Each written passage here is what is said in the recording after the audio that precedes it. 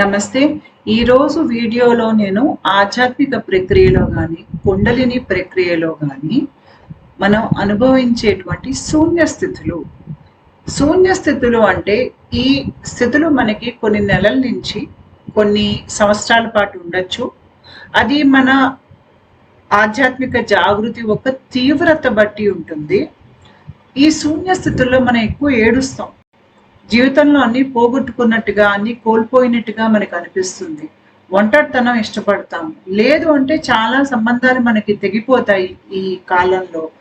మనం ఉద్యోగం మారిపోవచ్చు, మన జీవిత పరిస్థితులు మారిపోవచ్చు. మనం ఇక్కడ ఎక్కువ దుఃఖిస్తాం. అంతా మనకి అంధకారంగా, అగమ్య గోచరంగా అనిపించేటువంటి ఒక స్థితి ఈ శూన్య స్థితి. ఇది ఆధ్యాత్మిక ప్రక్రియలో చాలా ముఖ్యమైన భాగం. ఈరోజు ఈ శూన్య స్థితి ఒక లక్షణాలు ఏమిటి అనేది నేను వివరిస్తాను. మీరు శూన్య స్థితిలో ఉన్నారా లేదా అనేది మీకు అర్థమయ్యేటట్టుగా ఈరోజు నేను వివరిస్తాను.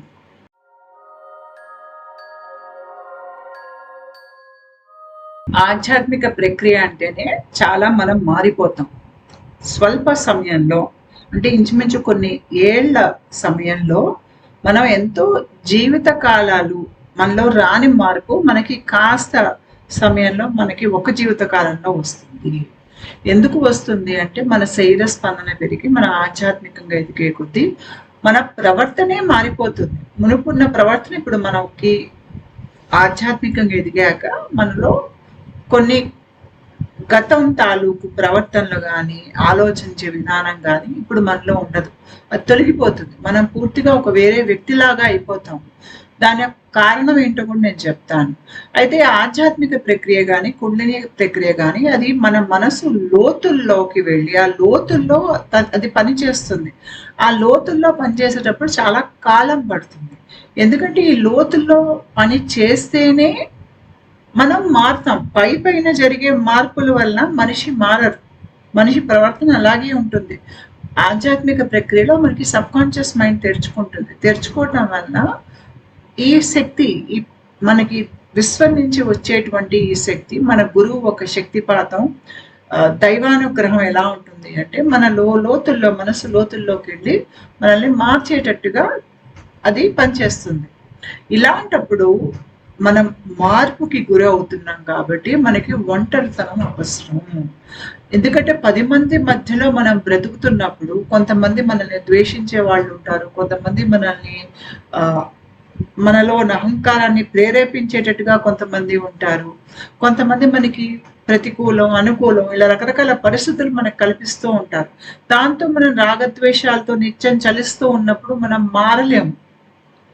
మార్పు అనేది మనలో రావాలి అంటే మన లోపల ప్రాణ ఏ నాడుల్లోంచి ప్రవహిస్తుంది, మళ్ళీ మళ్ళీ అవే పాత మార్గాల్లోంచి నర్వస్ ఎనర్జీ కనుక ప్రవహించింది అనుకోండి, మనం మారం. మనకి ఇప్పుడు ట్రైన్ చూసారంటే ట్రైన్ ట్రాక్ మారుతుంది. ట్రాక్ మారినప్పుడు దిశ మారుతుంది. అదే రకంగా మన దేహంలో ప్రాణ ప్రవాహం వేరే కొత్త మార్గాల గుండా ప్రవహించాలి. కొత్త మార్గాల గుండా ప్రవహించినప్పుడు ఏమవుతుందంటే మనకి అంతక్రితం కనిపించని విషయాలు ఇప్పుడు మనకు కనిపించడం మొదలు పెడతాయి. అంతక్రితం మనకి అర్థం కాని విషయాలు ఇప్పుడు మనకు అర్థం అవటం మొదలు పెడతాయి. మనం స్వస్థత పొందుతాం మానసికంగా, శారీరకంగా. గతంలో మనకి ఏమైనా కీడు ఎవరైనా తలపెట్టి ఉన్నా, మనం బాధపడి ఉన్నా ఆ గాయాలు కూడా మనకి మానిపోతాయి. అలా మానిపోవాలి అంటే మనకి మన నర్వస్ సిస్టమ్ అప్గ్రేడ్ అవ్వాలి. అది అప్గ్రేడ్ అవుతున్నప్పుడు ఈ ప్రక్రియ మనకి ఒంటరితనానికి వైపు తీసుకెళ్తుంది. అంటే మీ చుట్టుపక్కల వాళ్ళతో మీరు మసల్ లేక మీరు వచ్చి వేరేగా ఉండటం, లేదంటే మీరు మీ కుటుంబంతో కలిసి ఉన్నా కూడా ఒంటరిగా ఉండటానికి ఇష్టపడేటువంటి ఒక పరిస్థితి అక్కడ ఉండటం.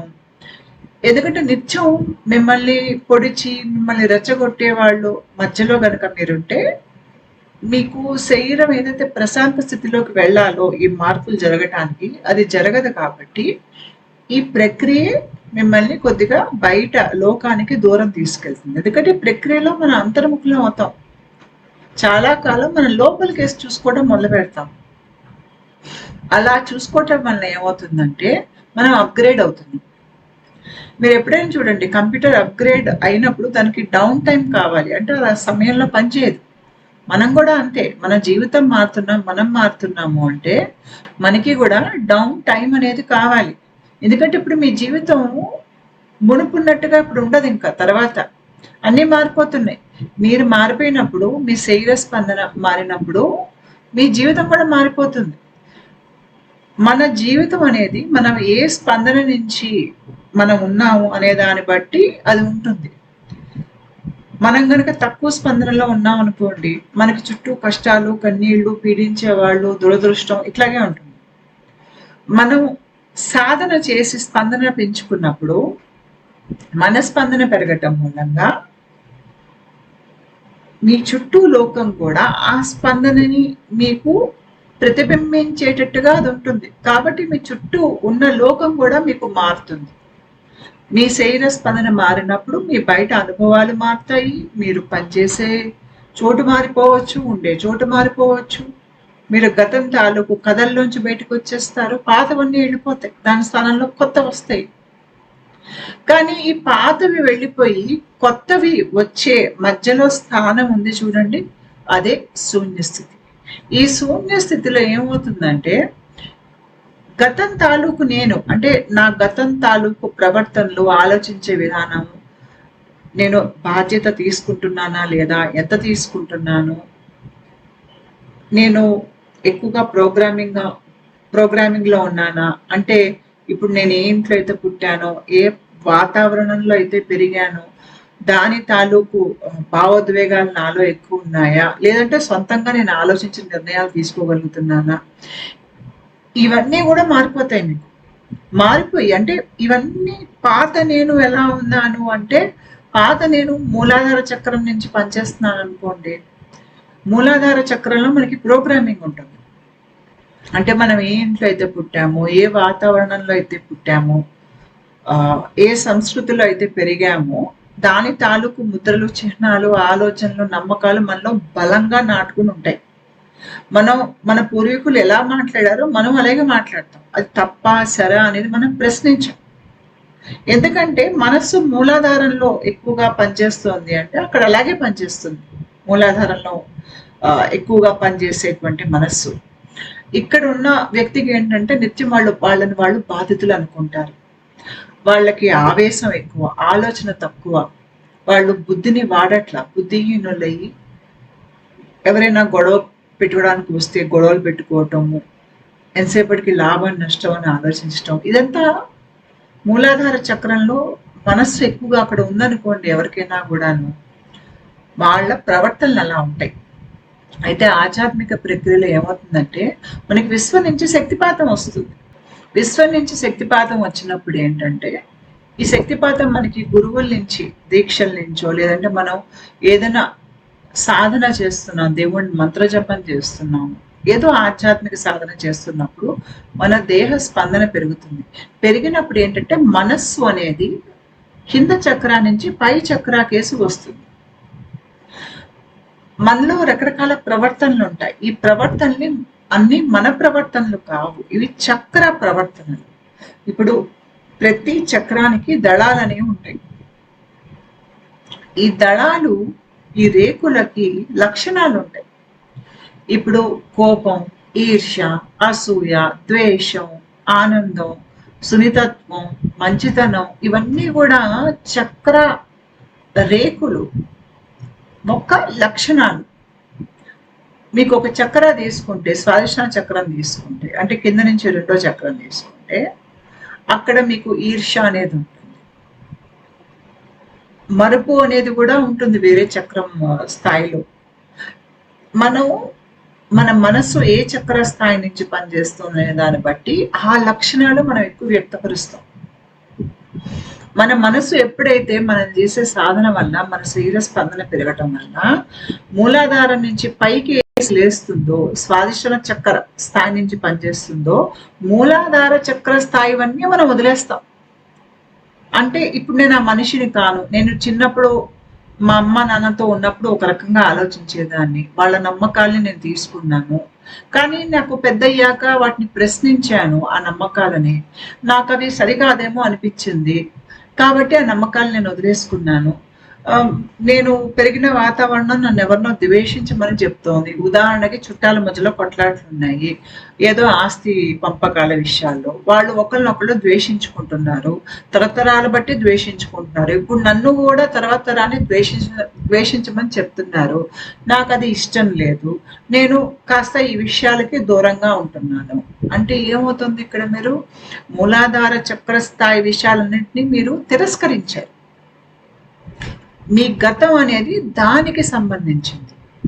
ఎందుకు తిరస్కరించారు? మీ మీద ఈ ప్రాణ దిగటము, లేకపోతే ఏదో దైవిక కటాక్షం లాంటిది రావటం వల్ల మీ మనస్సు తేలికపడి కింద చక్రా నుంచి పై చక్రాకేసి వస్తుంది. అది పై చక్రాకేసి వచ్చేటప్పుడు కిందవన్నీ వదిలేస్తుంది. అంటే పాత నేను మీరు వదిలేసుకున్నారు. నేను అది కాదు, నా వల్ల కాదు, నేను అలా బతకలేను, నేను ఆ మనిషిని కాదు అనుకున్నారు. కానీ కొత్త మీరేంటో మీకు తెలీదు. ఇక్కడ ఏమవుతుందంటే ఈ పాత నేను పోయి కొత్త నేను స్వాధిష్టాన చక్రంలో కొత్త నేను ఏ రకంగా ఉంటాను, నన్ను నేను ఏ రకంగా వ్యక్తపరుచుకుంటాను, నాకు ఎలాంటి భావోద్వేగాలు ఉంటాయి, ఇవన్నీ నాకు తెలియదు ఇంకా. అంటే ఒక రకమైనటువంటి అంధకారంలో నేనున్నాను. ఈ అంధకారంతో పాటు నేను నా కుటుంబ సభ్యులందరూ వాళ్ళ ఆలోచనలన్నింటినీ నేను తిరస్కరించాను కాబట్టి వాళ్ళెవరు నాతో మాట్లాడటం లేదు. నేను తిరిగి ఆ పరిస్థితుల్లోకి వెళ్ళి ఇమడలేను. నా గతం తాలూకు విషయాలన్నీ తీసేశాను. దాంతో నాకు ఇప్పుడు ఒంటరిగా అనిపిస్తోంది. నాకు పరిచయం లేని స్థితిలో ఇప్పుడు నేను ఉన్నాను. ఇక్కడ ఏమవుతుందో నాకు తెలియదు. నా జీవితం ఎటెళ్తుందో నాకు తెలియదు. అందరూ నా జీవితంలో చెల్లిపోయినందుకు నాకు ఏదో ఇంకా బతుకుతున్నానా లేదో కూడా నాకు అర్థం కావట్లేదు. దేవుడు కూడా నన్ను పట్టించుకోవట్లేదేమో అని నాకు అనిపిస్తోంది. నా జీవితం వింతగా తోస్తుంది. నా చుట్టుపక్కల వాళ్ళ జీవితంలో నా జీవితం లేదు. పైగా ఇక్కడ కూరుకుపోయినట్టుగా నాకు ఉంది. దాంతో నాకు బాగా అనిపించట్లేదు. నేను తీసుకున్న నిర్ణయాలకి నా జీవితం చాలా బాగుంటుంది అనుకున్నాను. అలాంటిది నేను ఒక అంధకారంలోకి ఎందుకు వచ్చాను? జీవితం ఎందుకు ఇంత క్రూరంగా ఉంటుంది, మనుషులు ఎందుకు ఇంత క్రూరంగా ఉంటారు అని ఆలోచనలో ఈ వ్యక్తి చాలా నెలలు, సంవత్సరాలు ఏడవచ్చు. ఆ ఏడుస్తున్నప్పుడు ఏడుపులో ఆ మనిషికి అహంకారం అనేది కరిగి వెళ్ళిపోతుంది. తీవ్రమైనటువంటి భావోద్వేగాలు అనుభవిస్తారు. కోపం, దుఃఖం, ఒక రకంగా జీవితం మీద ఇంకా విరక్తి భావం. ఎందుకు ఈ జీవితం అంతా చీకటి, ఎవరిని నమ్మలేరు. ఒకప్పుడు ఎవరినైతే చూసి వీళ్ళు నా వాళ్ళు అనుకుంటున్నారో ఇప్పుడు వాళ్ళతో ఉండబుద్ధి కావటం లేదు. జీవితం బరువు అనిపిస్తుంది. పైగా ఇక్కడ మనకి ఏమవుతుందో కూడా మనకి తెలియదు. ఇప్పుడు ఒకవేళ మీకు కుండలిని జాగృతమో ఆధ్యాత్మిక జాగృతి మీ దేహంలో మొదలైంది, దాని తాలూకు లక్షణాలుగా మీరు శూన్య స్థితిలోకి వచ్చారు అంటే మీకు అర్థమవుతుంది. ఓహో, నేను ఇలాంటి స్థితిలో ఉన్నాను, కొంతకాలం ఉంటాను, బయటకు వస్తాను అనే సంగతి మీకు అర్థమవుతుంది. ఒకవేళ అసలు మీకు ఆధ్యాత్మిక ప్రక్రియ మీ దేహంలో అవుతుందన్న సంగతి మీకు తెలియదు అనుకోండి, అప్పుడు ఇంకా మీకు ఏదో చీకట్లో ఉన్నట్టు అనిపిస్తుంది. చాలా మందికి ఇక్కడ ప్రాణ గండాలు లాంటివి, చచ్చి బతకటం లాంటిది, లేదంటే కొన్ని చాలా రోగాలు, క్రానిక్ ఎయిల్మెంట్స్ అనేవి రావటం ఈ స్థితిలో. కొంతమందికి ఏమో ఆత్మహత్య యత్నాలు చేయటం, లేదంటే ఆలోచనలు ఎక్కువ రావటం. ఎందుకంటే జీవితం మీద విరక్తి వచ్చేస్తుంది. ఇక్కడ ఏమవుతుంది, పాత నేను అనేది వెళ్ళిపోయింది, కొత్త నేను ఇంకా రాలేదు. అంటే దేని ఆధారంగా అయితే నేను నా ఉనికిని, నన్ను వర్ణించుకుంటున్నాను, అది ఇంకా నాకు తెలియదు. దాని మూలంగా ఈ చీకట్లో నేనేంటో నాకు తెలియటం లేదు. కాబట్టి ఇక్కడ మనకి ఒక చీకటి, దిక్కుతోచని స్థితి, ఇదే శూన్య స్థితి. కానీ ఈ స్థితిలో ఏంటి అంటే నేను ఏది కాను అవన్నీ నేను నా జీవితం నుంచి తీసేస్తున్నాను. కాబట్టి నాలో రోజు రోజుకి స్పష్టత పెరుగుతుంది. అంటే ఇదంతా నేను కాదు, ఈ క్రూరత్వం నేను కాదు, ఈ ఆలోచించే విధానం నేను కాదు, ఈ నమ్మకాలు నేను కాదు అని అన్నిటినీ వదిలేసుకుంటున్నాను. అంటే ఎందుకు వదిలేసుకుంటున్నాను? నాలో నిజాయితీ పెరుగుతోంది. నన్ను నేను అర్థం చేసుకునే ప్రయత్నంలో వీటన్నిటిని వదిలేసుకుంటున్నాను. కానీ ఆ కొత్త నేనేంటో నాకు తెలియదు. కాకపోతే ఇక్కడ ఒకటి మటుకు మీరు అర్థం చేసుకోవాలి, ఇలాంటి శూన్య స్థితిలో మనకి ఒక ఒంటరితనం అనేది ఇక్కడ దొరుకుతుంది. ఆ ఒంటరితనంలో మనల్ని మనం చాలా ప్రశ్నించుకుంటాం. నేనెవరు? ఎందుకు వచ్చాను? ఎందుకు పుట్టాను? ఇదంతా నేను ఎందుకు అనుభవించాలి? మనం మనతో మాట్లాడుకునే విధానం మారిపోతుంది. ముందు మనం ఏంటంటే అన్ని వివరించుకుంటాం. పెద్దవాళ్ళు ఏం చెప్పినా ప్రశ్నించాం, వాటిని పాటించేస్తూ ఉంటాము. ఇక్కడ శూన్య స్థితిలో మనం మనతో మాట్లాడుకునే విధానం మారిపోతుంది. ఇప్పుడు మనం ఎక్కువ అన్నిటిని ప్రశ్నిస్తున్నాం. చాలా లోతైన ప్రశ్నలు అడుగుతాం ఇక్కడ మనం. ఆ లోతైన ప్రశ్నలు ఎందుకు అడుగుతాం అంటే మనకి ఇక్కడ స్పష్టత కావాలి. మనం ఒక కొత్త వెలుగు కోసం, మన లోపల లోతుల్లో ఉన్నటువంటి వెలుగు కోసం మనం వెతుక్కుంటున్నాం. ఆ వెలుగు ఏంటంటే ఒక స్పష్టత, అంతేకాకుండా ఒక నిజాయితీ. దీనన్నింటికి మించి నేను ఉన్నాను, అది నా నిజం. ఆ నిజం ఏంటో నేను తెలుసుకోవాలి.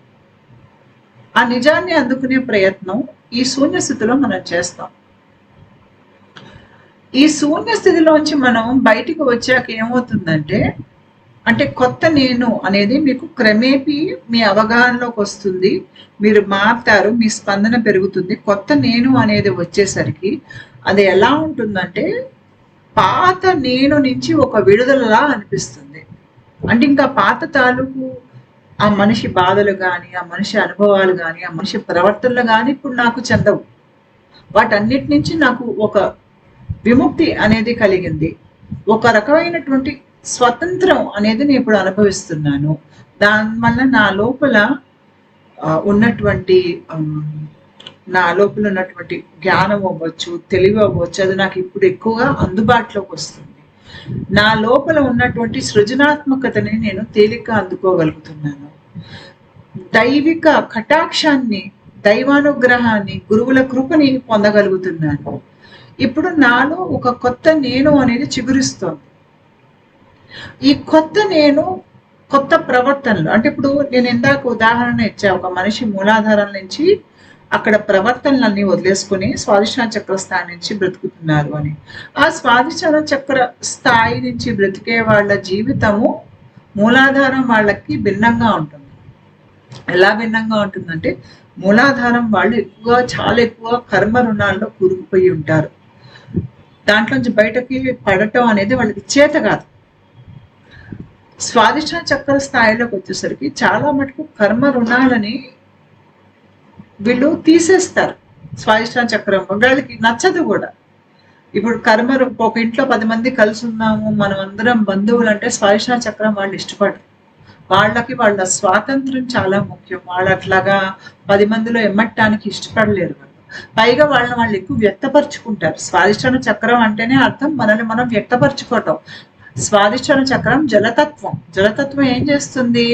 తను తాను ఎక్కువ వ్యక్తపరుచుకుంటుంది. నన్ను నేనేంటి తెలుసుకోవాలి అనేటువంటి ఒక భావన స్వాదిష్టాన చక్ర స్థాయిలోంచి మనసు ఎక్కువ పనిచేసే వాళ్ళకు ఉంటుంది. వాళ్ళకి ఎక్కువగా వాళ్ళ స్వాతంత్రాన్నే వాళ్ళు ఇష్టపడతారు. అలా వాళ్ళ మనసు ఎదిగేసరికి వాళ్ళు 10 మందితో కలిసి ఒక ఇంట్లో ఉంటారు. వాళ్ళు వాళ్ళ జీవితం వేరేగా బ్రతకడానికి ఇష్టపడతారు. వాళ్ళు ఎప్పుడు వాళ్ళు నిజం మాట్లాడుతూ ఉంటారు. వాళ్ళకి ఎక్కడో లోతుల్లో ఒక దైవానుగ్రహము, గురువులతో ఒక సంబంధం లాంటిది ఈ స్థాయి నుంచి ఏర్పడి ఉంటుంది వాళ్ళకి. దాంతో వాళ్ళు బతికే ఒక వైబ్రేషనల్ ఫ్రీక్వెన్సీయే వేరుంటుంది. ఇక్కడ మనల్ని మనం పునఃసృష్టించుకుంటున్నాం. ఇది ఇంకో జీవితం లాంటిది. ఇప్పుడు ఒక మామూలు మనిషికిను ఆధ్యాత్మికంగా ఎదిగే వాళ్ళకి తేడా ఏంటంటే, మామూలు మనిషి కాస్త మారటానికి కూడా ఎన్నో జీవిత కాలాలు పడుతుంది. ఆధ్యాత్మికంగా ఎదిగే వాళ్ళు ఏంటంటే ఎన్నో జీవిత కాలాల మార్పు ఒక జీవిత కాలంలో అనుభవిస్తారు. అది ఎలా అవుతుంది అంటే, వాళ్ళ మనస్సు ఒక చక్ర స్థాయి నుంచి పై చక్ర స్థాయికి. ఒకవేళ స్వాదిష్టాన చక్ర స్థాయిలో ఎవరైనా ఉన్నారనుకోండి, అక్కడ వాళ్ళకి ఆధ్యాత్మిక వికాసం జరిగింది అనుకోండి, వాళ్ళు మణిపుర చక్రం చేసి వాళ్ళ మనసు పైకి వస్తుంది. అంటే వాళ్ళు ఇప్పుడు ఆలోచించే విధానం కానీ, ప్రవర్తన కానీ స్వాదిష్టాన చక్రంలో ఉన్నటువంటి బలమైనటువంటి భావోద్వేగాలకి కూరుకుపోకుండా దాన్ని అధిగమించి మణిపుర చక్రంలో వాళ్ళు 10 మందికి ఒక నాయకత్వపు స్థాయికి వెళ్ళి వాళ్ళు 10 మందికి వాళ్ళు ఒక దిశ చూపించేటట్టుగా వాళ్ళలో యుక్తి, శక్తి ఎక్కువ ఉంటుంది. అక్కడ చక్ర స్థాయి, ఆ చక్ర స్థాయి లక్షణాలు, ప్రవర్తనలు వేరే ఉంటాయి. అలా మనసు వికాసం చెంది ఒక చక్ర స్థాయి నుంచి పై చక్ర స్థాయికేసి వెళ్తుంది. ఇప్పుడు ఆధ్యాత్మిక ప్రక్రియ జరిగిన ప్రతి వాళ్ళకి మొత్తం ప్రక్రియ పూర్తయి కాంతి దేహం తయారవ్వాల్సిన అవసరం లేదు. చాలా మందికి ఏంటంటే వాళ్ళకి ఒక జీవిత కాలంలో ఒక చక్ర స్థాయి నుంచి ఇంకో చక్ర స్థాయి వరకు వచ్చి అక్కడ ఆగిపోతుంది ప్రక్రియ. అలా వెళ్ళినప్పుడు ఏమవుతుందంటే కింద చక్ర స్థాయి లక్షణాలని మనం వదిలేసుకుంటాం. ఇప్పుడు మనం పై చక్ర స్థాయి నుంచి పనిచేస్తాం. కానీ మార్పు జరిగేటప్పుడు అంటే కిందది వదిలేసి పైది ఇంకా రానప్పుడు మధ్యలో మీరు ఒక అగాధం, ఒక శూన్య స్థితి, ఒక చీకటిలో మీరు కొంతకాలం ఉంటారు. అదే శూన్య స్థితి. ఇక్కడ నేను ఆధ్యాత్మిక ప్రక్రియ ఒక దశలు అనేవి వర్ణించాను. మీకు మొదటి దశ ఏంటంటే మీ మీదకి ప్రాణశక్తి అనేది రావటం. ఈ ప్రాణ మన దేహం గుర్తించదు, మనసు గుర్తించదు. కాబట్టి ఈ పదార్థం మన మీదకు రాగానే మన కోశాల్లో ప్రాణ కదలికలు అవి పైకేసి వెళ్ళటం మొదలు పెడతాయి దేహంలో. అది శరీరానికి ఒక షాక్ లాంటిది. కాబట్టి ఇక్కడ మనకి కుండలిని సింటమ్స్ అనేవి వస్తాయి.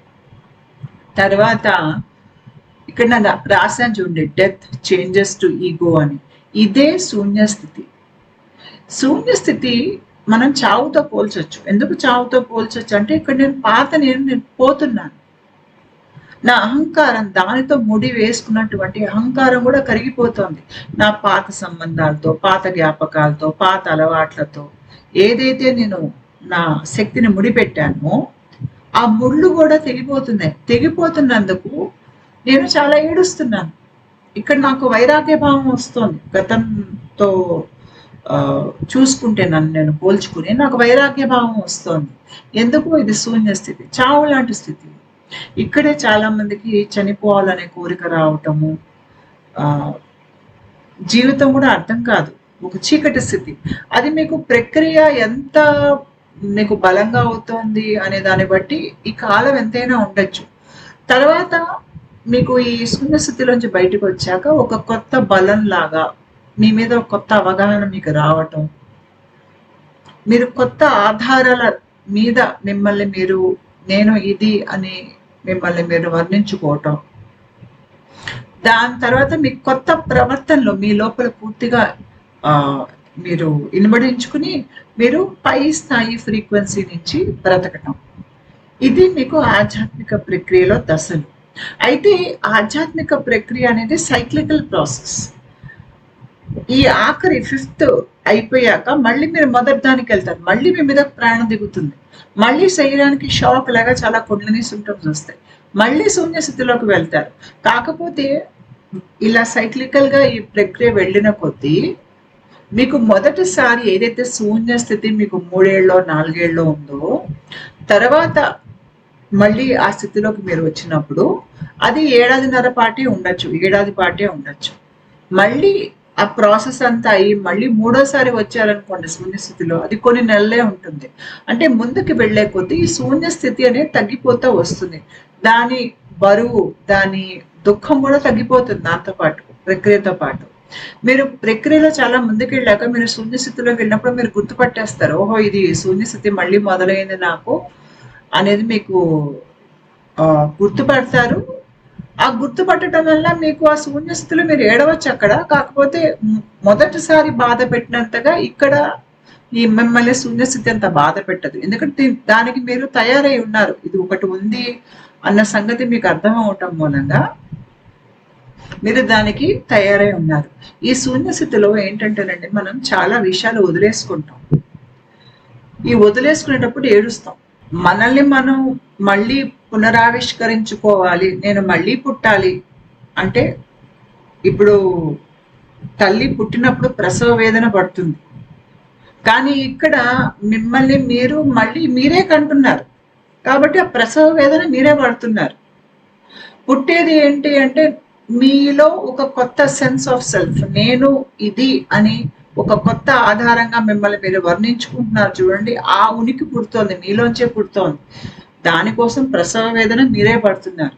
అందుకనే ఈ శూన్య స్థితి అనేది కష్టమైన స్థితి.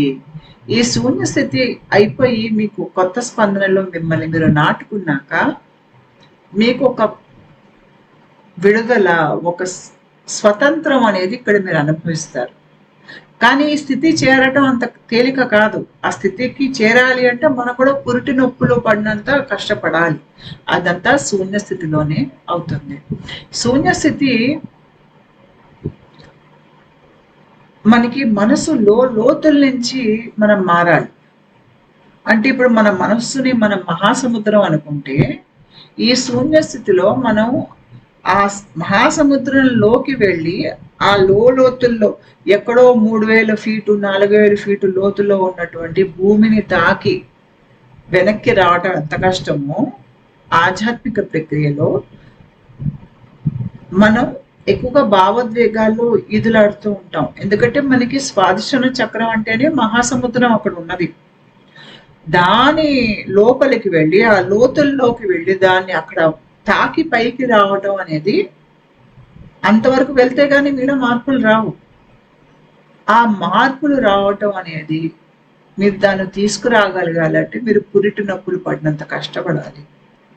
అప్పుడే మీది ఒక కొత్త ఆధారంగా మిమ్మల్ని మీరు వర్ణించుకునేటట్టుగా మీకు ఇక్కడ అవకాశం వస్తుంది. దీనిలో భాగంగా మనం చాలా వదిలేసుకోవాలి. మన అటాచ్మెంట్స్, మనకి ఒక వ్యక్తితో మనకి ఆశాపాశాలు ఉండొచ్చు, రాగద్వేషాలు ఉండొచ్చు, మనకి వస్తువులతో ఏవో సంబంధాలు ఉంటాయి, మనకి ఒక చేసే పనితో కానీ ఒక ప్రాంతంతో కానీ మనకి ఒక అటాచ్మెంట్ ఉంటుంది. అటాచ్మెంట్స్ వదిలేసుకోవాల్సి ఉంటుంది, వ్యసనాలు వదిలేసుకోవాల్సి ఉంటుంది, ప్రవర్తనలు వదిలేసుకోవాల్సి ఉంటుంది, మన జీవితంలో కర్మ సంబంధాలను వదిలేసుకోవాల్సి ఉంటుంది, మనం ఉండే స్థానాన్ని కూడా అప్పుడప్పుడు మన జీవితంలోంచి వెళ్ళిపోతుంది. మనం చేసే పని, ఏదో పని చేయాలని మనం చిన్నప్పటి నుంచి అనుకుంటాం, ఆ పని మన జీవితంలోంచి వెళ్ళిపోతుంది. మనం మన కోరికలను వదిలేసుకోవాల్సి ఉంటుంది. మన లోపల చాలా బాధ అనేది బయటికి రావటం మొదలవుతుంది. ఎందుకు వస్తుందంటే ఇక్కడ సబ్ కాన్షియస్ మైండ్ తెరుచుకునేసరికి ఎన్నో జన్మల బాధ మీ లోపల ఉంటుంది. ఈ ఒక్క జన్మది కాదది, అదంతా కూడా బయటకు వస్తూ ఉంటుంది. మీ ఎన్నో జన్మల కర్మ బయటకు వస్తుంటే ఆ కర్మని కూడా మీరు విడుదల చేయాల్సి ఉంటుంది ఈ ప్రక్రియలో, సాధన ద్వారా. అంతేకాకుండా పూర్వీకుల కర్మలు, ఒకవేళ ఏమైనా లైంగికంగా మీరు వేధింపబడి ఉన్నా, మీ కుటుంబంలో ఎవరైనా కూడా లైంగికంగా వేధింపబడి ఉన్నా వాళ్ళ కర్మని మీరు విడుదల చేయాల్సి ఉంటుంది. అంతేకాకుండా చిన్ననాటి మన బాధలు, కష్టాలు, తర్వాత చాలా కుటుంబాల్లో మానసిక సమస్యలు ఉంటాయి, ఆరోగ్య సమస్యలు ఉంటాయి. ఇవన్నీ కర్మలే. ఇవన్నీ మనకి పితృదోషాలు, వాళ్ళ శాపాలు, కర్మలు, కుటుంబం మీద ఉన్నవి, ఇవన్నీ కూడా బయటకు వస్తాయి ఈ స్థాయిలో. కాబట్టి శూన్యస్థితి అంటేనే మనకి చాలా దిక్కుతోచని స్థితి. అది అంతా ఒకటేసారి బయటకు వస్తుంది. అది కూడా ఒక రకమైనటువంటి గందరగోళం ఉంటుంది, ప్రశాంతత ఉండదు. కాకపోతే ఇక్కడే మనం చాలా మారుతాం. ఈ చీకట్లో ఏదైతే మీ లోపలికి నొక్కేసి ఉన్నటువంటి మీ విషయాలు ఉన్నాయో, ఏవైతే మారకుండా అలాగే ఉంటే మీరు మారరో, అవన్నీ బయటకు వస్తాయి. అవన్నీ ఎందుకు బయటకు వస్తాయి అంటే, ఈసారి బయటకు వచ్చేది మీకు అవి విడుదల అనేవి ఇవ్వటానికి బయటకు వస్తుంది. అప్పుడు మనం ఈ ఆధ్యాత్మిక శూన్య స్థితిలో ఉంటాము, చీకటి స్థితి. ఈ చీకటి స్థితి మనకి చావుని తలపిస్తుంది. అన్ని జీవితంలోంచి వెళ్ళిపోవటం, వైరాగ్య భావము, తీవ్రంగా ఏడవటం, ఏళ్ల తరబడి ఏడవటం, జీవితం అర్థం కాకపోవటం, ఒంటరితనం, తీవ్రమైన ఒంటరితనం. మీకు పరిస్థితుల వలన మీరు ఒంటరిగా ఉండాల్సి వస్తుంది. లేదంటే మీరు కుటుంబంతో ఉన్నా కూడా నాకెవరూ లేరు, నేను ఒంటరి వాడిని అనుకునేటట్టుగా మీకు అనిపిస్తుంది. ప్రతి నిమిషం మీకు మీ ఒంటరితనం గుర్తుకొస్తుంది. ఆ ఒంటరితనం తట్టుకోలేక మీరు ఏడుస్తారు. కానీ ఈ ఆధ్యాత్మిక శూన్య స్థితి మనం దాటామనుకోండి, అది మళ్ళీ మనం తిరిగి ఇంకోసారి పుట్టినట్టుగా ఉంటుంది. అయితే ఇక్కడ మనం చాలా వదిలేసుకుంటాం కదా. ఈ ఆధ్యాత్మిక శూన్య స్థితిలో బంధాలను వదిలేసుకుంటాము. పరిస్థితులు అంటే గతం తాలూకు పరిస్థితులు, ఆలోచనలు, నమ్మకాలు అన్నీ వదిలేసుకుంటాం ఇక్కడ. చాలా విడుదలకొచ్చేస్తాయి. ఇవన్నీ వదిలేసుకోవటం వల్ల మన లోపల ఒక ఖాళీ జాగా అనేది ఏర్పడుతుంది. అంటే అది సూక్ష్మంగా అవ్వచ్చు, లేదంటే మీ జీవితంలో కూడా పెద్దగా మనుషులు లేకపోవటం, మీకు ఖాళీ సమయం లాంటిది ఎక్కువ ఉండటం. ఈ ఖాళీ జాగాలో ఏం నిండుతుంది అంటే ఇప్పుడు వెలుగు నిండుతుంది, దైవ కటాక్షం నిండుతుంది, గురువుల కృప అనేది అక్కడ వచ్చి నిండుతుంది, సృజనాత్మకత, అంతర్దృష్టి, మీలో పై స్థాయి బుద్ధి, తర్వాత మిమ్మల్ని మీరు దేని ఆధారంగా వర్ణించుకుంటారో ఆ కొత్త ఉనికి అనేది రావటం, మీరు తర్వాత ఏం పని చేయాలి, ఎలా పని చేయాలి, మీకు కొత్త అవకాశాలు రావటం, ఇంకో దిశగా మీ జీవితం ముందుకెళ్ళటం, మీకు ఏదో ఒక స్వాతంత్రం వచ్చినట్టుగా, మళ్ళీ జీవితం కొత్తగా మొదలవుతున్నట్టుగా, ఇది పునర్జన్మలాగా మీకు అనిపించటం, ఇవన్నీ కూడా ఇక్కడ ఈ శూన్యస్థితిలోంచి బయటకు వచ్చాక జరుగుతాయి. అయితే ఈ శూన్యస్థితిలో చాలా ఏడవటం మూలంగా మనకి అహంకారం చాలా కరిగిపోతుంది. అహంకారం కరిగిపోయిన ఆ స్థానంలో మీకు మీ లోపల వెలుగు పెరుగుతుంది. ఈ వెలుగు ఎక్కడి నుంచి వస్తుందంటే మీ గురువుల ఒక్క శక్తిపాతం నుంచో. గురువు అంటే మనకి భౌతికంగా గురువు లేకపోయినా సూక్ష్మ లోకాల్లో గురువులు మన మీదకి శక్తిపాతం పంపిస్తారు.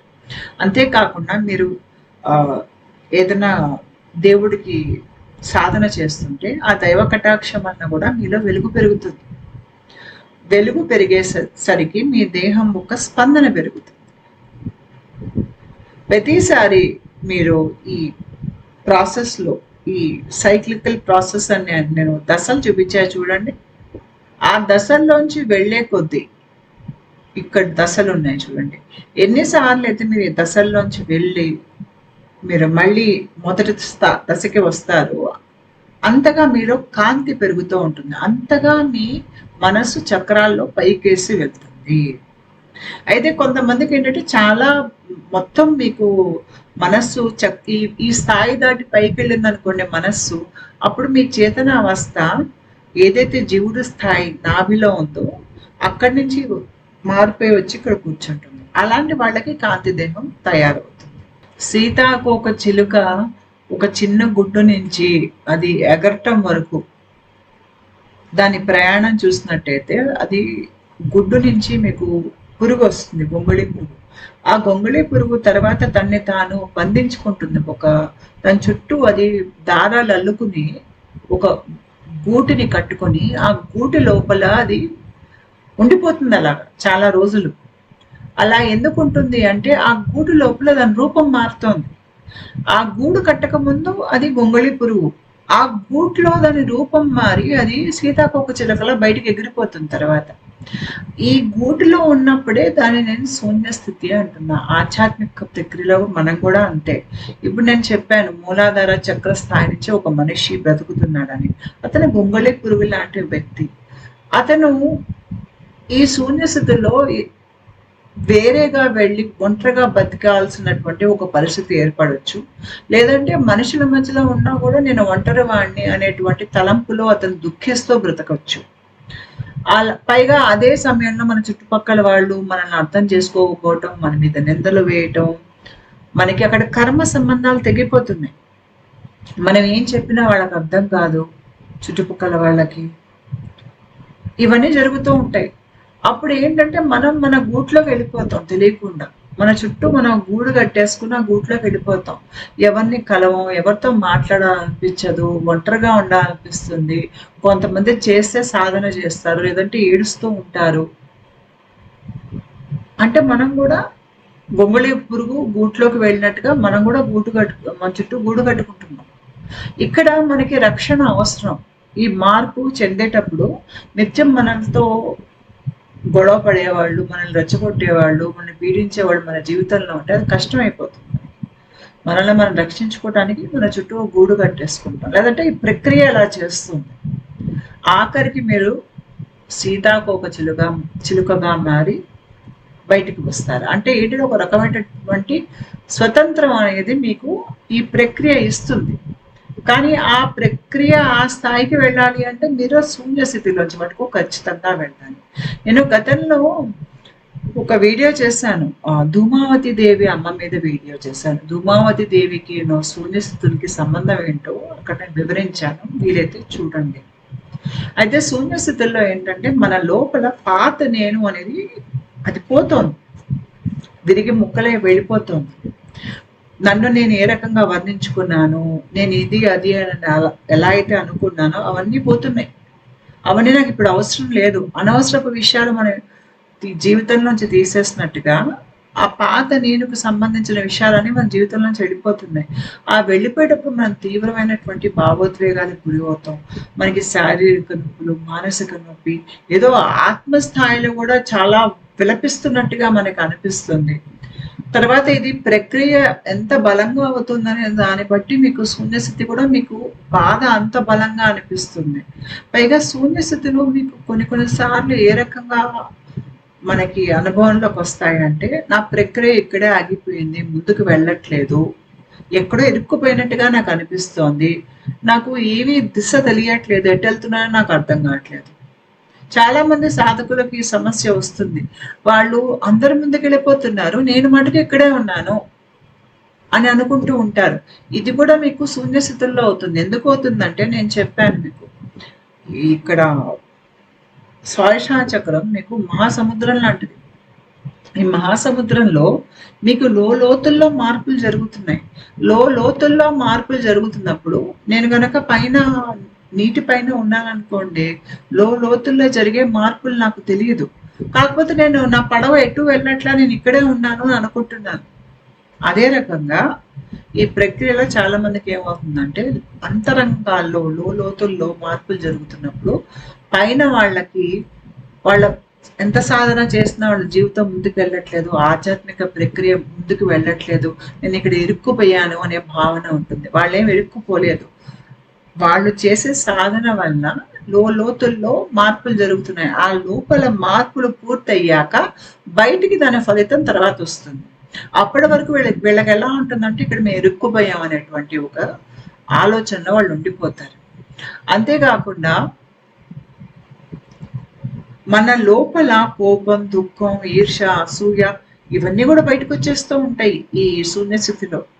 ఎందుకంటే మన శరీర స్పందన పెరుగుతుంది కదా, ఆ కొత్త స్పందనకి ఈ భావోద్వేగాలు సరిపడవు. కాబట్టి బయటికి విసిరేసినట్టుగా దేహంలోంచి ఈ భావోద్వేగాలన్నీ బయటకు వస్తూ ఉంటాయి. మనం వాటిని అనుభవిస్తాం, మళ్ళీ అనుభవించి వదిలేస్తాం అన్నమాట. ఇప్పుడు ఇవన్నీ మనకు అవసరం లేదు, అందుకనే బయటకు వెళ్ళిపోతున్నాయి. కానీ ఇక్కడ బయటికి వెళ్ళిపోతున్న సంగతి మనకు అర్థం కాదు. నాకెందుకు ఊరుకునే కోపం వస్తుంది, నాకెందుకు ఊరుకునే దుఃఖం వస్తుంది అని మనం అనుకుంటాం. అది మీకు రావటం కాదు, అది ఇప్పుడు మీ కొత్త నేనుకి ఈ భావోద్వేగాలన్నీ సరిపడవు కాబట్టి ఈ మీ దేహంలోంచి బయటకు విసిరేస్తోంది ఈ ప్రక్రియ. ఇవన్నీ మీకు ఇప్పుడు అవసరం లేదు. చాలాసార్లు శూన్యస్థితుల్లోకి వెళ్ళేటప్పుడు, లేదంటే శూన్యస్థితుల్లో ఉన్నప్పుడు మనకి కొన్ని సింప్టమ్స్ వస్తాయి. విపరీతంగా మునకటం, అంటే వేసవి కాలం 45 డిగ్రీల టెంపరేచర్ ఉంటుంది. ఆ 45 డిగ్రీల టెంపరేచర్లో మనమేమో కంబళ్ళు కప్పుకొని మన లోపల ఉణికిపోతూ ఉంటాం చలికి. తీవ్రమైనటువంటి చలి రావటం, లేదంటే ఒంట్లో చాలా వేడి రావటం, ఇవన్నీ కూడా మీకు శూన్యస్థితుల్లో కూడా ఈ లక్షణాలు అనేవి వస్తాయి. ముఖ్యంగా ఈ చలికి విపరీతంగా వణకటం అనేది శూన్యస్థితుల్లోనే నేను ఎక్కువ చూశాను నేను. అంతేకాకుండా విపరీతంగా ఏడవటం, మీకు మూడ్స్ మారిపోవటం, ఒకసారి తీవ్రమైనటువంటి కోపం వచ్చేయటం, మళ్ళీ తర్వాత పోవటం, మళ్ళీ రావటం, రకరకాల క్రానిక్ ఎయిల్మెంట్స్ కూడా శూన్యస్థితిలో ఎక్కువ ఉంటాయి మీకు. ఒక చీకటి దశ ఇది. ఈ దశలో మీరు చాలా లోతుల్లోకి వెళ్ళి ఆలోచిస్తారు. గతం తాలూకు జ్ఞాపకాలు చాలా వచ్చి ఏడుస్తూ ఉంటారు. మీరేదో అంతా మిమ్మల్ని వెలివేసినట్టు, ఎవరు మిమ్మల్ని పట్టించుకున్నట్టు, మీకు లోపల మీ ఆత్మ ఏడుస్తుంది అన్నంత గట్టిగా మీరు విలపిస్తూ ఉంటారు. ఇది ఎవరికైనా మీరు చెప్దామన్నా ఎవరికి అర్థం కూడా కాదు మీ పరిస్థితి. ఇది అలాంటి స్థితి. పైగా ఈ స్థితిలో ఉన్నప్పుడు మనకి ఇది ఎప్పటికీ అంతం కాదేమో, ఇక్కడే ఉండిపోతామేమో జన్మాంతం అనే భయం కూడా వేస్తుంది. మనకి గతం తాలూకు చాలా విషయాలు మళ్ళీ మళ్ళీ గుర్తుకొచ్చి మనల్ని తీవ్రంగా బాధపెట్టేటువంటి స్థితి శూన్యస్థితి. కానీ ఇవన్నీ ఆధ్యాత్మిక ప్రక్రియలో అవసరం. ఎందుకు అవసరం అంటే ఇవన్నీ మనం అనుభవించి వీటిలో ఏ సారం లేదు అని మనం వదిలేస్తాం చూడండి. ఆ వదిలేసినప్పుడే మనం పై స్థాయి స్పందనకి వెళ్ళి మనల్ని మనం అక్కడ వేరేగా మనం అర్థం చేసుకుంటాం. మనకి పాత వాటి నుంచి విడుదల వస్తుంది ఇక్కడ. అయితే శూన్యస్థితులు తెచ్చేటువంటి మంచి విషయాలు కూడా ఉన్నాయి. మనకి శూన్యస్థితి చీకటి స్థితి అయినా దుఃఖభరితమైన స్థితి అయినా కూడాను ఇది మనకి మంచి చేస్తుంది. ఎంత మంచి చేస్తుందంటే మనం ఆ స్థితిలో ఉన్నప్పుడు మనకు అర్థం కాదు, ఆ స్థితిలోంచి బయటకు వచ్చాక అర్థమవుతుంది. మనకి శూన్య స్థితిలో అంతర్గతం ఎప్పుడు అడగనే ప్రశ్నలను అడుగుతూ ఉంటాం. దాని మూలంగా మనకి జీవితం ఎక్కువ అర్థం అవటం మొదలు పెడుతుంది, పాఠాలు తొందరగా నేర్చుకోవటం మొదలు పెడతాం, మన లోపల జ్ఞానం పెరుగుతుంది, జ్ఞాన వైరాగ్యం పెరుగుతుంది. మనము ఎదుటి మనిషికి ఎంత మన జీవితంలో మనం రానివ్వాలి, ఎంతవరకు రానివ్వకూడదు అని మీరు గిరిగేసుకుంటారు మీ చుట్టూ. ఆ రేఖలు చక్కగా గీసి ఎవరిని మీరు హద్దు మీరి ప్రవర్తించనివ్వరు తర్వాత మీతో. మళ్ళీ ఈ రేఖలు అనేవి మీకు శూన్యస్థితిలో చెరిగిపోతూ ఉంటాయి. దానివల్ల కొంతమంది అతిగా వాళ్ళు ఆ గీతలు దాటి ప్రవర్తించటం లాంటిది మీకు శూన్యస్థితిలో అనుభవంలోకి వస్తుంది. కానీ శూన్యస్థితిలో అక్కడ మీరు నేర్చుకునే పాఠాలు ఏంటంటే ఎవరిని కూడా మనం మరీ ఎక్కువగా మర్యాద రేఖ దాటి రానివ్వకూడదు సంగతి మనం ఇక్కడ అర్థం చేసుకుంటాం. ఇలా ఒక రేఖ ఉంది నేను గీసుకోవాలన్న సంగతి కూడా మీకు శూన్యస్థితిలోనే అర్థమవుతుంది. మీకు శూన్యస్థితిలో లేనప్పుడు ఈ పాఠాలను తొందరగా తలకెక్కవు. తర్వాత శూన్యస్థితి మిమ్మల్ని ఎంత మారుస్తుందంటే మీరు వెనక్కి తిరిగి శూన్యస్థితిని చూసుకుంటే అక్కడే నేను చాలా ఎక్కువ ఏడ్చాను, అక్కడే నేను చాలా ఎక్కువ బాధపడ్డాను, కాకపోతే ఆ స్థితి నన్ను చాలా మార్చేసింది మనిషిగా. వెనక్కి తిరిగి నేను ఆ స్థితి కేసు చూసుకుంటే నాకు ఇప్పుడు చాలా కృతజ్ఞత అనిపిస్తుంది. ఆ స్థితి కనుక నేను అనుభవించి ఉండకపోతే ఈ రోజు నేను మనిషిగా మారేదాన్ని కాదు. నాకు అది అవసరమైన పాఠాలు నేర్పించింది ఆ చీకటి స్థితి. మన జీవితాన్ని మార్చేసేటువంటి స్థితి అది. అక్కడ ఏంటంటే చాలా ఏడ్చి మన అహంకారం కరిగిపోతుంది. కరిగిపోయి మనలో ఒక ఒద్దిక అనేది వస్తుంది, మనలో ఒక దైవిక శక్తి అనేది పెరుగుతుంది, మంచి గుణాలు అనేవి రావటం మొదలవుతాయి. పైగా బుద్ధితో మనకి సంబంధం ఏర్పడటం మూలంగా మనలో విచక్షణ అనేది, నిజాయితీగా బతకాలి, ఇవన్నీ మనకి శూన్యస్థితిలో నేను ఏంటి, నా నిజాయితీ ఏంటి అనేది మీకు ఆ రకంగా అంత బలంగా మనల్ని ఆలోచింప చేయగలిగేటువంటి శక్తి శూన్యస్థితిలో ఉంటుంది. పైగా శూన్యస్థితిలో ఏమవుతుందంటే మనం కాలాన్ని వేరేగా అనుభవిస్తాం. ఇక్కడ మనకి కళలు ఎక్కువైపోతాయి. మనం గతం తాలూకు విషయాలు గుర్తుకు రావటం, భవిష్యత్తుకు సంబంధించినటువంటి భయాలన్నీ ఇక్కడ రావటం, ముందు వెనక్కి కాలంలో అవ్వటం వల్ల ముందు వెనక అవుతున్నప్పుడు కర్మ రుణాలు తీర్చేసుకుంటున్నాం మనం. ఒక మామూలు వ్యక్తి భూమి మీద పుట్టినప్పుడు అతని కాలాన్ని ఒక గీతలాగా అనుభవిస్తాడు. అంటే నిన్న, ఈ రోజు, రేపు అలా ముందుకు వెళ్తూ ఉంటుంది జీవితం. అలా మీరు జీవితంలో ముందుకు వెళ్తున్నప్పుడు మీకు కర్మ రుణాల నుంచి మీరు బయటికి రాలేరు. శూన్య స్థితుల్లో ఏమవుతుందంటే మీరు ఆ దుఃఖంలో, బాధలో చాలా తీవ్రమైనటువంటి వ్యధ అనుభవిస్తున్నప్పుడు ముందుకు వెనక్కి కాలంలో వెళ్తూ ఉంటారు, ఊగిసలాడుతూ ఉంటారు. స్వప్న స్థితులు పెరిగిపోతాయి. స్వప్న స్థితుల్లో కూడా మీకు గతం తాలూకు విషయాలు, గత జన్మల తాలూకా విషయాలు, భవిష్యత్తులో జరగబోయే విషయాలు కనిపించటం, ఇవన్నీ ఇక్కడ జరుగుతాయి. ఆ జరిగినప్పుడు మీకు ఇక్కడ కర్మ రుణాలు అనేవి తీరిపోతున్నాయి. ఇక్కడ మీకు కాలం ఒక టైం లూప్ లాగా మీకు అనుభవంలోకి వస్తుంది. తిన్ననైనా గీతలా కాదు, అంటే ఒక కాల చక్రం లాగా మీకు తోస్తుంది. మీకు ఆ చక్రం అనే సంగతి మీకు అర్థమయ్యేసరికి మీ లోపల మీ ఆలోచనలు కానీ, మీ నమ్మకాలు కానీ, మీ ప్రవర్తనలు కానీ ఏవైతే వలయాలుగా ఉన్నాయో ఆ వలయాల్లోంచి మీరు బయటకి ఈ శూన్యస్థితుల్లోనే రాగలుగుతారు. మామూలుగా అయితే మనం మన ఆలోచన వలయాల్లో, విషవలయాలైనా కూడా మనం వాటిలోనే చెప్పుకొని ఉంటాం. బయటకు ఎట్లా రావాలో మనకు అర్థం కాదు. శూన్యస్థితుల్లో మనకి బయటకు వచ్చే మార్గం దొరుకుతుంది. ఎందుకు దొరుకుతుంది? మనం ఒంటరిగా ఉంటాము. మనం లోకంకి సంబంధం లేకుండా మనల్ని మనం దూరం పెట్టేసుకుంటాం. అక్కడ మన లోపల చాలా మార్పులు జరుగుతాయి. ముఖ్యంగా మన దేహంలో ప్రాణ ప్రవహించే విధానాలు, మార్గాలు మారిపోతాయి. ఆ మార్పు అలా అయినప్పుడేంటే, మనం మన ఆలోచన వలయాలు, ప్రవర్తన వలయాలు దాంట్లోంచి బయటికి రాగలుగుతాం. అందుకనే చాలామంది ఈ శూన్య స్థితుల్లో వాళ్ళు వ్యసనాల్లోంచి బయటకొచ్చేస్తారు. అంత క్రితం ఎన్ని సార్లు ప్రయత్నించినా వ్యసనాల్లోంచి బయటికి రాలేని వాళ్ళు ఇక్కడ బయటకొచ్చేస్తారు. ఎందుకంటే ఇప్పుడు వాళ్ళ దేహంలో మా శక్తి వేరే మార్గాల గుండా పనిచేస్తుంది. ఆ ప్రవాహం మారేసరికి వీళ్ళు ప్రవర్తన మారిపోతుంది. మనకి శరీరం, మనస్సు ఈ 2 రీస్ట్రక్చర్ అవుతాయి మనకి. ఇక్కడ మనకి ఇప్పుడు మన దృష్టి అంతా నేను ఆధ్యాత్మికంగా ఎదగాలి, నేను నా కాలాన్ని సరిగ్గా సద్వినియోగం చేసుకోవాలి, అంటే అనవసరపు అలవాట్లకి, దురలవాట్లకి దూరంగా ఉండి ఆ కాలాన్ని నేను సాధనకి పెట్టాలి, యోగా నేర్చుకోవాలి, నేను ఎక్సర్సైజ్ చేయాలి. అంటే మనం ఇక్కడ ఏం చేస్తామంటే మన ధనాన్ని, మన కాలాన్ని, మన శక్తిని మంచి విషయాల మీదకి, మనం ఆధ్యాత్మికంగా ఎదిగేటువంటి విషయాల మీదకి, ఇతరుల మంచికి కూడా పనికొచ్చేటట్టుగా మనం వాటిని వాడతాం. ఇప్పుడు దేన్ని మనం దుర్వినియోగం చెయ్యం అన్నమాట. అది కాలమైనా, ధనమైనా, శక్తి అయినా కూడాను. దీని మూలంగా మీరు కర్మ రుణాల్లోంచి ఇంకా తొందరగా బయటకు వచ్చేస్తారు. మిమ్మల్ని మీరు మీ నిజాన్ని మాట్లాడటం అనేది మీరు మీ శూన్య స్థితిలో నేర్చుకుంటారు. భయాల్ని అధిగమించి మీ నిజం మాట్లాడటం. మీ నిజం ఏంటో కూడా మీకు ఎందుకు అర్థమవుతుందంటే మీరు మనసులో లోతుల్లోకి ఈ శూన్య స్థితిలో వెళ్ళారు కాబట్టి కొంతవరకు లోతుల్లో ఉన్న నేను ఏంటో నాకు అర్థమైంది కాబట్టి నేను దాన్ని బయట లోకానికి ఎక్కువ వ్యక్తపరచగలుగుతాను. కాకపోతే ఈ శూన్య స్థితుల్లోకి ఆధ్యాత్మిక ప్రక్రియలో మనకి జరిగే కొన్ని అనుభవాలు ఉంటాయి చూడండి. అవి ఎంత లోతుల్లో అవుతాయంటే వాటిని బయటికి వ్యక్తపరచడానికి కూడా మనకి భాష అనేది ఉండదు. మనం మామూలుగా మాట్లాడే భాషలో ఈ అనుభవాల్ని మనం వ్యక్తపరచలేము, చాలా కష్టమైపోతుంది, భాష పనికిరాదు ఇక్కడ. అందుకనే మనం ఈ ఆధ్యాత్మిక ప్రక్రియలో చాలా లోతుల్లోకి వెళ్ళి చాలా దశల్లో రకరకాల అనుభవించిన దాంట్లో కొంతమేరే మనం బయట లోకానికి చెప్పగలుగుతాం. ఈ శూన్య స్థితుల్లో మనకి మన మీద మనకి పట్టు అనేది వస్తుంది, మనస్సు మీద, శరీరం మీద.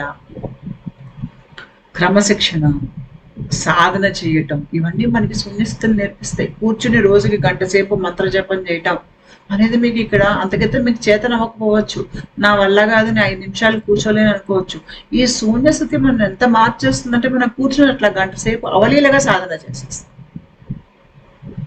మన జీవితాన్ని మనం మార్చుకుంటాం. ఇప్పుడు మనకి స్వతంత్రం వచ్చింది, మనం సీతాకోక చిలుకలా మారాం కాబట్టి మన జీవితం అది ఎటు వెళ్ళాలి, ఆ జీవితం ఎలా ఉండాలి, మనకి ఇక్కడ స్వతంత్రం ఎక్కువ ఉండటం మూలంగా మన జీవితాన్ని మనకు కావాల్సినట్టుగా మనం మళ్ళీ సృష్టించుకోగలుగుతాము. ఇక్కడ మనం మనిషిగా మారిపోయి ఉన్నాం, ప్రవర్తన మారిపోయి ఉంది, ఆలోచించే విధానం మారిపోయింది. ఇప్పుడు నేను మళ్ళీ పుట్టినట్టుగా నాకు అనిపిస్తుంది. మళ్ళీ శూన్యస్థితులు అయిపోయాక మళ్ళీ ఒక ఆనంద స్థితుల్లోకి వెళ్తున్నాను. ఇక్కడ నేను నా నిజాన్ని మాట్లాడుతున్నాను. మనం ఎప్పుడు మన నిజాన్ని మాట్లాడినప్పుడు మన కర్మ రుణాల్లో కోరుకోం, మనకి ఇంకా ఇంకా విడుదల వస్తూ ఉంటుంది అనమాట. కాబట్టి శూన్యస్థితి మనం అనుభవించినప్పుడు మనకి చాలా కష్టంగా అనిపించిన దాంట్లో నుంచి బయటకు వచ్చినప్పుడు మటుకు అది మనకి ఆనందంగా అనిపిస్తుంది, అది మనకి మంచి చేస్తుంది. పైగా శూన్యస్థితుల్లోంచి వెళ్ళందే మనకి ప్రక్రియ ముందుకు వెళ్ళదు, ఇది అనివార్యం. ఆధ్యాత్మిక ప్రక్రియ దశల్లో శూన్యస్థితి ఖచ్చితంగా మనం అనుభవించి తీరాల్సిందే. ఎందుకంటే సబ్ కాన్షియస్ మైండ్ లోతుల్లో ఏముందో మనకి అంతా ఈ శూన్యస్థితిలోనే బయటకు వస్తుంది. మన గత జన్మ కర్మలు, మన కర్మలు, పూర్వీకుల కర్మలు అన్నీ ఇక్కడే బయటకు వస్తాయి. ఈ అన్ని అనుభవిస్తూ ఈ బాధల కష్టాల్లోంచి మన నిజాయితీ కూడా బయటకు వస్తుంది. అయితే శూన్యస్థితి కూడా నేను చెప్పాను కొంతకాలం ఉండి వెళ్ళిపోతుంది. అది వెళ్ళిపోయేటప్పుడు మనకి ఎలా తెలుస్తుంది అది వెళ్ళిపోతుంది అంటే, ఉన్నట్టుండి మీకు ఆ బాధ దుఃఖం స్థితిలో ఏదో టక్కుమని ఒక మంచి శుభవార్తలు రావటం, ఏదో కొత్త మార్గం వైపు మీ జీవితం వెళ్తోంది, ఏదో కొత్త ఉద్యోగం రావటం, కొత్త పరిస్థితి, మీకు అనుకూలమైనటువంటి పరిస్థితి బయట ఏర్పడటం, లేదంటే మళ్ళీ సింక్రానిసిటీస్ కనిపించటం, మీకు లోపల ఆనందం కలగటం, మీరేదో మారిపోయినట్టుగా, మీరేదో కొత్త వ్యక్తిలా అయిపోయినట్టుగా మీకు అనిపించటం, మీ శరీర స్పందన పెరగటం, మీకు వైబ్రేషన్ ఒంట్లో తెలియటం, మీకు ఎక్కువగా ఆరిక్ ఫీల్డ్ అనేది మీ దేహం చుట్టూ తిరుగుతుంది. ఆరిక్ ఫీల్డ్ అనేది అంటే అది వ్యానవాయువు. మీకు గుండెలో మొదలై ఇలా బయటికేసి వస్తుంది. 2 ఇక్కడ వేళ్ళు పెట్టారంటే ఇక్కడి నుంచి బయటకు వస్తుంది. అది ఎక్కువ ప్రవహించటం. అది ఎక్కువ ప్రవహించిందంటే మీరు శూన్య స్థితిలో నుంచి బయటకు వస్తారు. అంతేకాకుండా మీ పాత జ్ఞాపకాల్లోంచి, కర్మ రుణాల్లోంచి మీకు అంతక్రితం ఏదన్నా మీరు పనిచేసే చోటు బాలేదనుకోండి, చాలా తేలిగ్గా ఉద్యోగం వదిలేసి కొత్త ఉద్యోగంలోకి వెళ్ళిపోగలుగుతారు. ఆ మార్పులన్నీ ఇక్కడ టక టక టక అయిపోతాయి. శూన్యస్థితిలోంచి బయటికి రాంగానే. అంతక్రితం మీకు ఏ దిక్కు తోచలేదో ఇప్పుడు టక్కుమని బోలెడు మార్గాలు తెరుచుకుంటాయి. ఇక్కడ మళ్ళీ మీకు కొత్త ఉత్సాహంతో జీవితంలోకి ముందుకు వెళ్తారు. మీ శరీరం, మనసు కూడా ఒక ఆనంద స్థితిలోకి వెళ్తుంది. ఇది శూన్యస్థితులు అయిపోయేటప్పుడు మనలో వచ్చేటువంటి సూచనలు. కానీ మళ్ళీ ప్రక్రియ ముందుకెళ్ళినప్పుడు మళ్ళీ ప్రక్రియలో భాగంగా మళ్ళీ మీరు శూన్యస్థితిలోకి వెళ్ళొచ్చు. ఆ వెళ్ళినప్పుడు ఏంటంటే గతం తాలూకు నేను అనేది వెళ్ళిపోవటం, కొత్త నేను వచ్చే మధ్యలో ఉన్న చీకటి దశే ఈ శూన్యస్థితి. ఉంటానండి. నమస్కారం.